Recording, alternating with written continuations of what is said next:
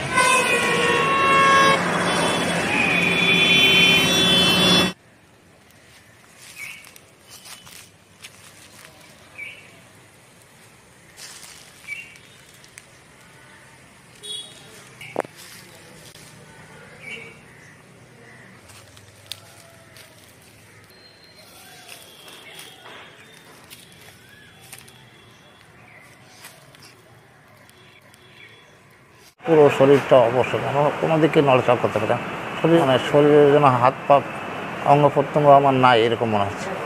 Police inspector, Jangipur police district. আমি জঙ্গিপুর থেকে যাচ্ছিলাম এই হাবড়াতে, জেপি নাড্ডা সাহেবের মিটিং ছিল, ওখানে মিটিংয়ে ব্রিফিংয়ে যাচ্ছিলাম। এই রানাঘাট কলেজ গেটের কাছেই একটা গাড়ির সঙ্গে আমার গাড়ি ধাক্কা লাগে। গাড়িটা সামনে পুরো পোর্শনটা ভেঙে চুরমার হয়ে যায়।